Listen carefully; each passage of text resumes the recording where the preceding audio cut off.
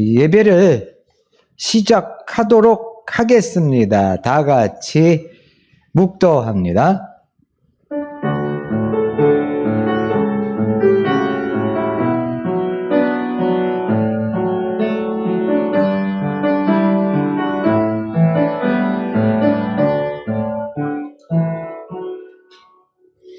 찬송 292장입니다. 292장 찬송합니다. 주 없이 살 수 없네. 292장 찬송합니다.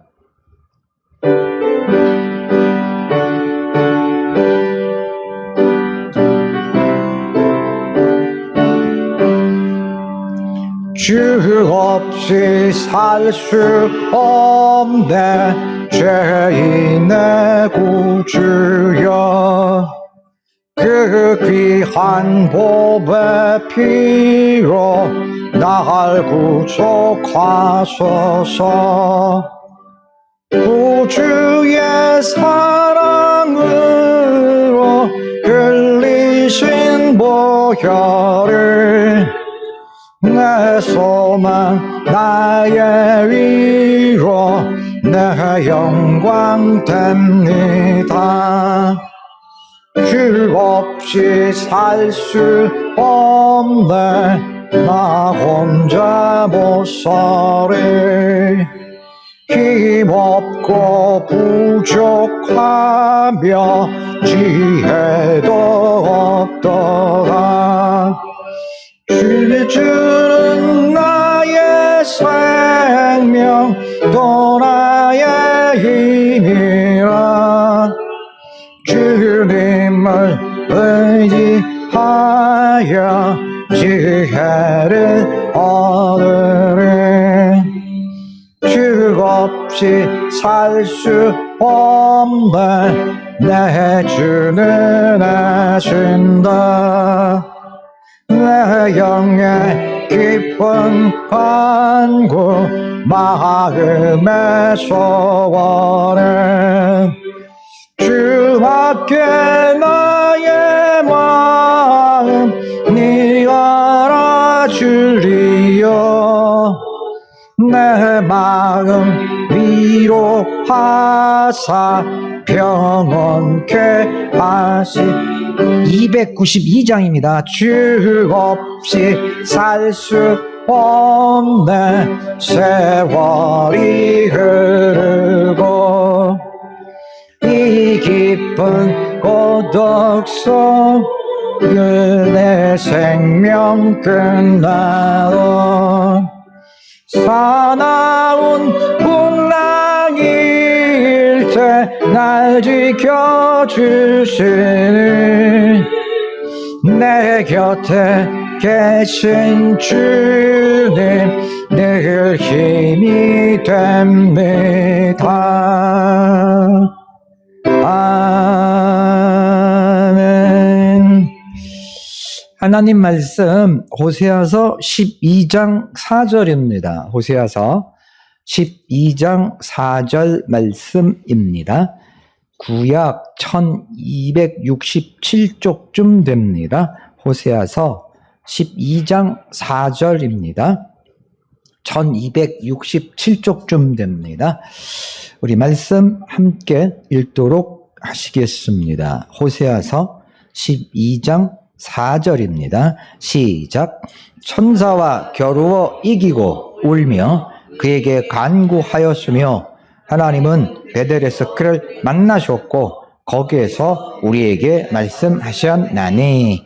아멘. 네, 지난 한 주간 동안도 건강하셨죠? 네, 모두가 다 하나님 은혜 안에 사랑 충만하신 줄 믿습니다. 자, 우리 다 같이 함께 올해표 한번 외쳐봅니다. 여호와께로 돌아가자. 낫게 하시며 싸매 주시려 하자. 시작. 여호와께로 돌아가자. 낫게 하시며 싸매 주시리라. 아멘. 네. 하여간 우리 또 표 올해 이렇게 주신 말씀 마음속에 잘 새기시기 바라겠습니다. 우리 이제 지난 시간 호세아서 말씀을 통해서 당시 이스라엘 사람들의 죄악상들을 확인했잖아요. 그래서 상인의 거짓 저울, 그리고 이것은 오늘날 우리들 현실의 기업과 편법에 이런 모습으로 우리가 재해석할 수 있다라고 말씀을 드렸죠. 결국 당시 이스라엘 사람들이 부유했지만 그 부라는 것은 세상 삶의 방식으로 모은 재산이었죠. 결국 이러한 말씀들을 우리가 바탕으로 해서 가난이든 부든 하나님께 합당한 것이 축복이라는 것을 우리가 깨우치고 가슴속에 새겨야 한다라는 말씀을 드렸지요. 그러니까 우리가 가난하냐 부하냐 이런 것으로 우리들이 자꾸만 이렇게 인생을 허비하잖아요. 또 스트레스도 받기도 하고 절망하고 낭망하고 뭐 아파트가 있네 없네, 땅이 있네 없네, 재산이 뭐 덕이네 없네, 뭐 이런 것들로 우리들이 자꾸 이렇게 힘들어하고 서로 상처 주고 상처받고 하는데, 그 재산이 있고 없느냐가 중요한 것이 아니라 가난이 되었든 혹은 부유함이 되었든 우리 성도는 그것이 하나님의 뜻에 합한 것이냐 그렇지 못한 것이냐에 대해서 항상 우리들이 집중해야 한다는 것이에요. 그렇지 못하게 되면 더러 우리에게 어마어마한 부가 있다 할지라도 그 부는 하나님의 진노의 대상이 된다는 것입니다. 그리고 내가 가난할지라도 그것이 하나님의 뜻이라면 오히려 그 가난이 하나님의 축복의 이유가 된다는 것이죠. 그래서 여러분들, 우리가 세상 사람들과 똑같이 그냥 그저 더 소유하기 위한 그런 삶에서 이제는 참으로 하나님의 뜻에 합한 일들을 위해 우리들이 애써야 할 줄로 믿습니다. 그러면서 이제 호세아서 12장 6절, 그런즉 너희 하나님께로 돌아와서 인내와 정의를 지키며 항상 너희 하나님을 바랄지어다, 이런 말씀 드렸죠. 그래서 우리 성도의 삶은 더 많은 소유가 아니라 모든 상황 속에서 주님 가르쳐 주실 인내와 정의를 항상 지켜 나가는 것이에요. 그러면서 그 매 순간 하나님만을 바라는 이런 삶인 것입니다. 자, 그리고 이제 이어서 오늘인데요. 오늘 호세아서는 야곱을 인용한 회개를 말씀하고 있어요. 야곱이 행한 빗나간 행동에 관한 말씀, 그리고 그 말씀 속에서 야복강에서의 그 내려놓음, 베델의 회개, 이런 것들에 대해서 말씀 이제 두시고 있는데요. 요거 두 가지 말씀에 대해서 오늘 같이 함께 호세아서 말씀을 통해서 나누려고 해요. 자, 그럼 먼저 우리 호세아서 12장 12절, 조금 전에 읽었던 말씀보다 좀 더 뒤로 가야 되겠죠? 12장 12절 같이 한번 읽어볼까요? 호세아서 12장 12절. 준비되셨죠? 시작. 야곱이 아람의 길로 도망하였으며 이스라엘이 아내를 얻기 위하여 사람을 섬기며 아내를 얻기 위하여 양을 쳤고. 아멘. 네. 우리가 그 야곱의 이야기 잘 알죠? 야곱은 결국 두 형제가 있었잖아요. 형 에서, 야곱. 그리고 또 쌍둥이였었잖아요. 그래서 발 뒤꿈치를 잡고 나왔다. 우리 잘 알고 있잖아요. 그런데 태어나면서부터 남다른 그런 이야기를 가지고 있었던 야곱인데, 자라나면서조차도 또 그런 모습들을 우리들이 확인할 수 있었죠. 그래서 결국은 형 에서에게서 떡하고 팥죽으로 장자권을 빼앗고, 그것도 또 모자라서 나중에 이제 축복권까지 빼앗게 되죠. 그래서 이제 창세기 이제 25장, 26장, 27장 이제 그런 쪽에서 이제 나오는 이야기죠. 그래서 결국은 이제 그 화가 났을 이제 형을 이제 생각하면서, 오늘날로 얘기하면 이제 야간 도주를 하게 되죠, 야곱이. 야간 도주. 그래서 삼촌, 이제 그 라반, 삼촌의 집으로 도망하게 되지요.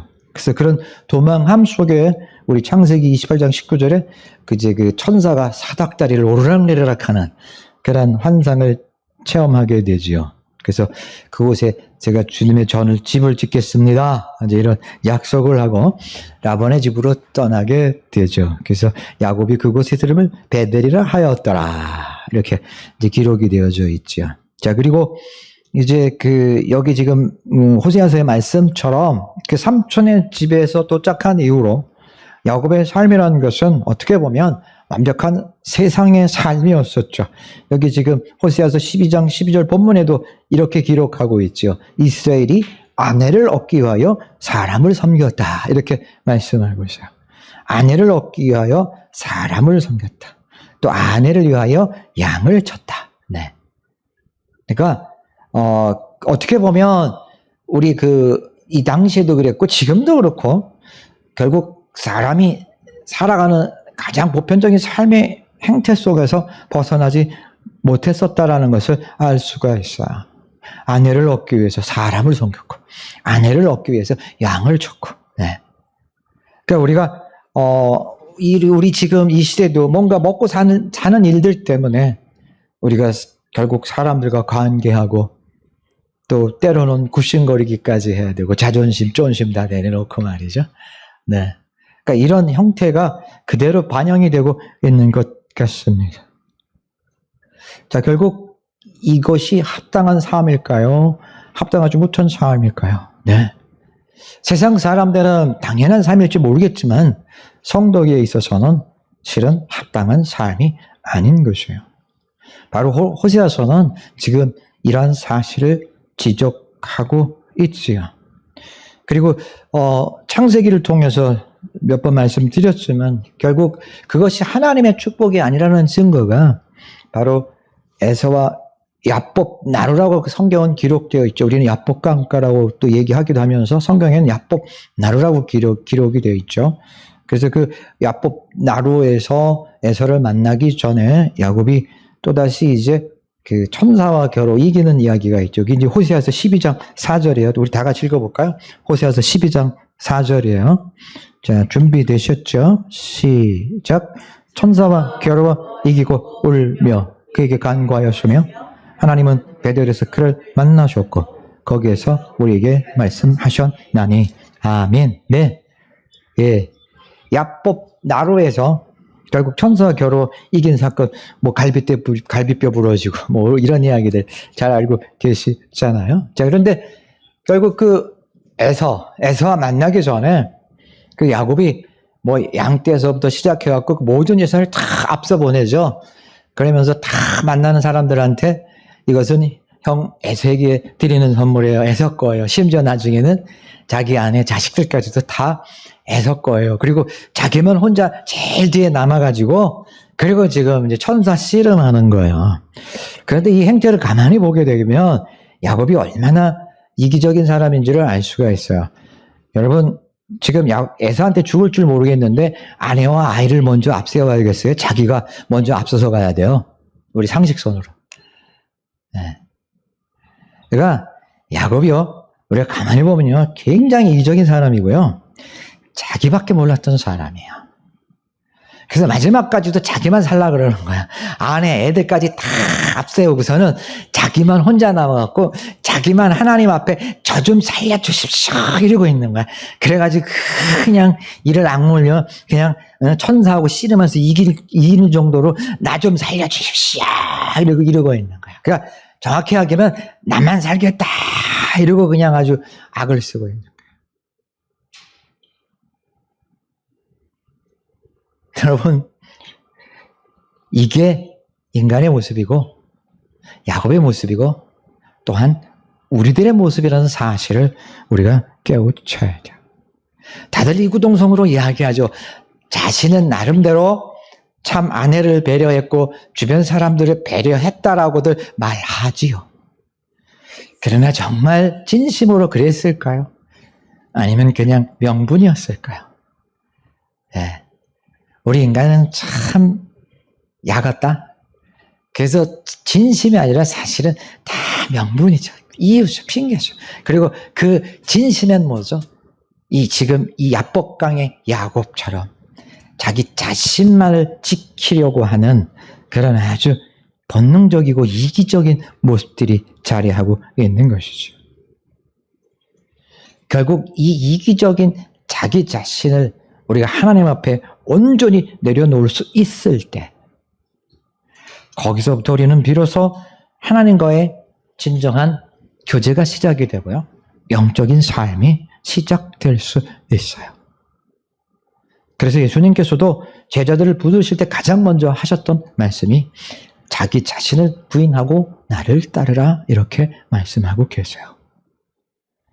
사도 바울도 역시 사도로서 부름을 받을 때에 결국 자기 자신을 전부 내려놓게 되었어요. 자기 자신이 완전히 무너지는 체험이 있은 후에야 비로소 이제 우리가 사도로서의 시작을 가졌죠. 그래서 우리 한국교회에서는 그러잖아요. 회심 전에는 사울이었고 회심 후에는 바울이다. 뭐 이렇게 얘기하잖아요. 근데 뭐 그것도 제가 알기로는 뭐 어떤 그런 그 헬라어냐 뭐 이런 표현의 차이인 것 같더라고요. 어쨌든 간에 그렇게 한국교회에서도 이야기하고 있는 것은 그 예수님 만나기 이전에 바울과 이후에 바울이 그런 어떤 완전한 전환을 강조하고 있던 표현으로 우리가 이해하면 좋을 것 같아요. 네. 이와 같이 바울도 그렇고 야곱도 그렇고 뭐 베드로도 마찬가지죠. 그런 어떤 정말 자기 자신을 완벽하게 자기 스스로 지켜내려고 하는 그러한 모습과의 그 대면의 순간에 자기 자신을 완전히 하나님 앞에 낼 수 있게 되었을 때 우리는 비로소 진정한 신앙의 시작을 가질 수가 있는 것입니다. 야곱은 사실은 이 야곱 나라에서조차도 자기 자신을 완전히 내려놓지를 못했죠. 그게 바로 자기 자신이 제일 끝에 남았다는 사실입니다. 그리고 그것은 그 의외의 사건으로 증명이 되게 되죠. 그리고 에서와 만났어요. 그렇죠? 에서와 만났는데 에서가 야곱을 해쳤어요? 아니면 용서해 줬어요? 우리가 아는 것처럼 용서해 줬어요.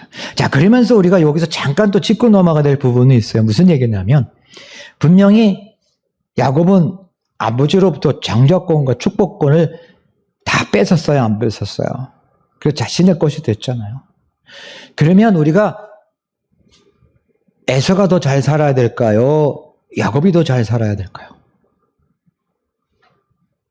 우리 그동안의 한국교회식으로 생각한다면 누가 잘 살아야 돼요? 야곱이 잘 살아야 돼요? 에서가 잘 살아야 돼요? 에서가 잘 살아야 되잖아요.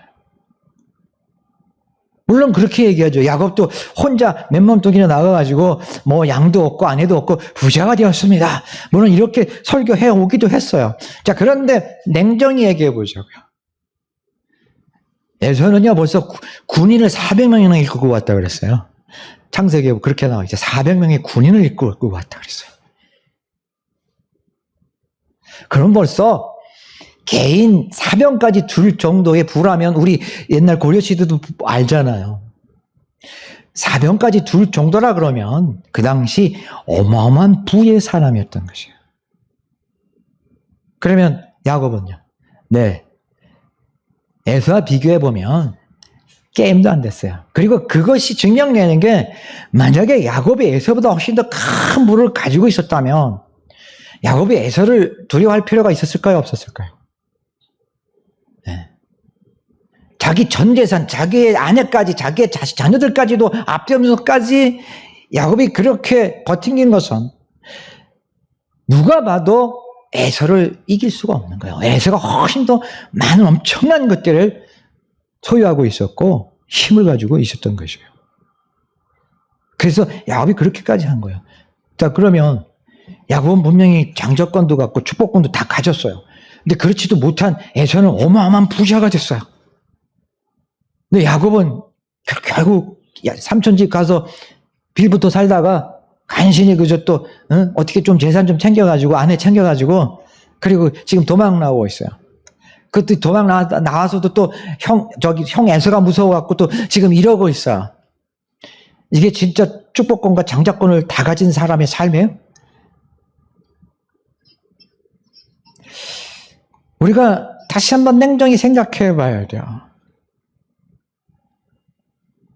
성경에서 말씀하시는 진정한 장자권과 축복권의 의미가 무엇인지를요. 그리고 그런 장자권, 축복권이 마치 세상 사람들처럼 많은 부귀 영화를 누리는 것으로 착각해서는 안 된다는 것이에요.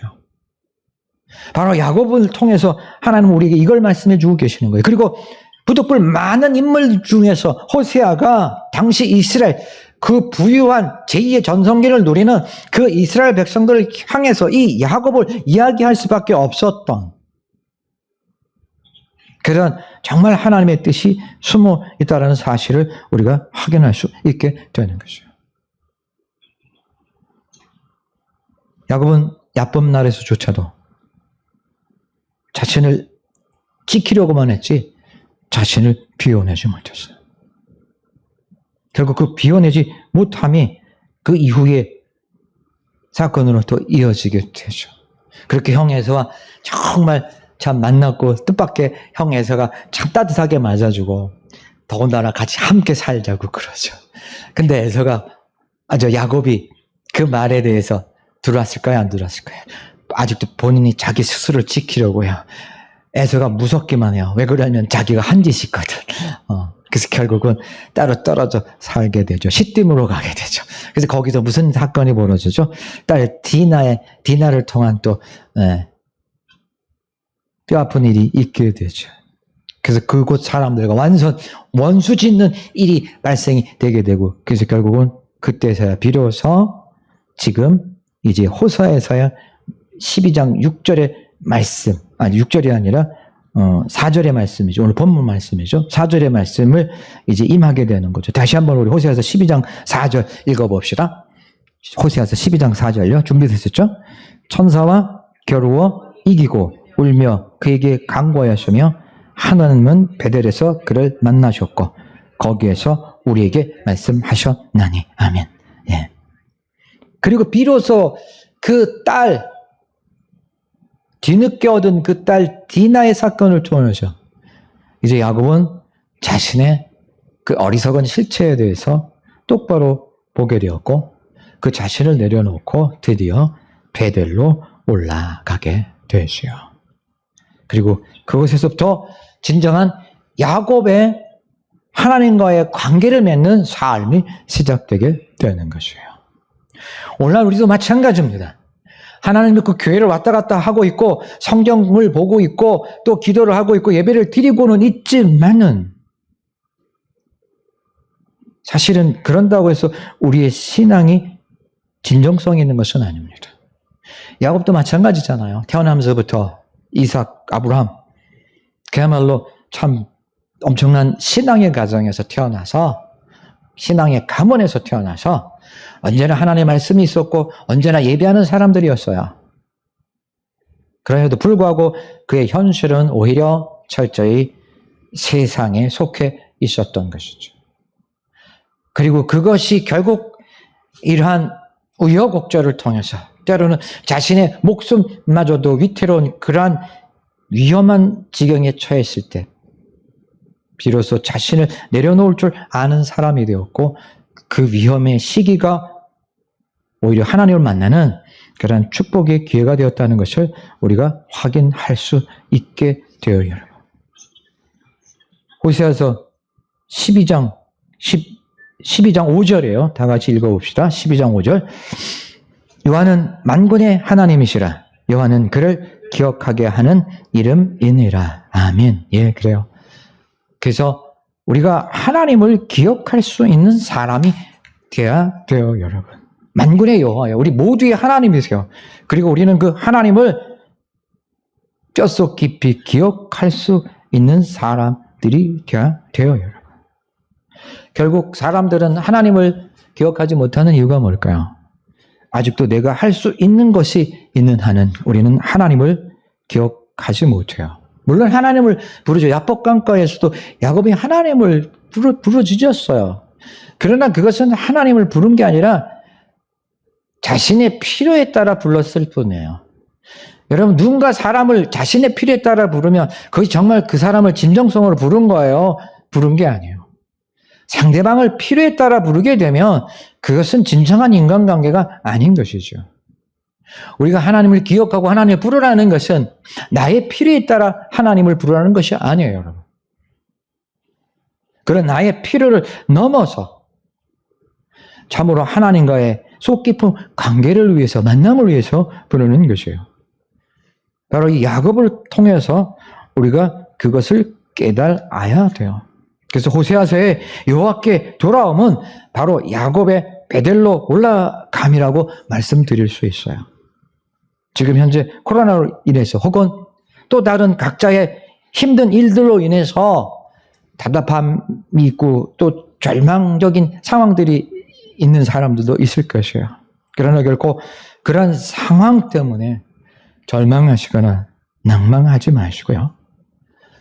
오늘 이 호세아를 통한 이 야곱, 베델로 올라감이 되는 그런 응답의 한 해가 되셔서 여러분의 신앙의 삶에 있어서 참으로 바울의 다메섹 도상의 일처럼 그런 전환의 시점들이 되셔서 나의 필요로 만나는 하나님이 아니라 내 자신을 완전히 내려놓고 전적으로 주님만을 바라고 주님만을 기억하고 주님만의 말씀만으로 시작되어지는 그런 삶의 시작의 한 해가 되시기를 주님의 이름으로 축원합니다. 베델에서 만난 야곱의 하나님이 여러분의 하나님이 되시길 주님의 이름으로 축원합니다. 네, 이제 우리 뉴스들 보셨죠? 네, 다음 주에는 예배를 드립니다. 그래서 10% 좌석의 10%까지 그 대면 예배를 허락했어요. 그래서 다음 주에는 우리 교회에서 만나요. 교회에서 만나서 우리 간만에 또 얼굴들 보고요. 주님께 영광 돌리도록 하겠습니다. 그리고 주변에도 꼭 알려주셔서 우리 꼭 같이 만나 뵙도록 해요. 다음 주에 우리 교회에서 봬요. 자, 그리고 또 한 가지는 우리 윤여선 성도님 위해서 특별히 기도 많이 해주시기 바라겠습니다. 자, 그러면 우리 기도하고 모든 순서 마치도록 하겠습니다.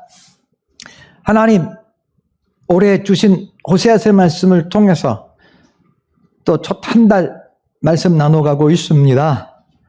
오늘 야곱의 그 베델에 올라감을 통해서 우리가 다시 한번 야곱과 같이 베델에 올라감을 체험하는 사람이 되어야 한다는 것을 깨우쳤습니다.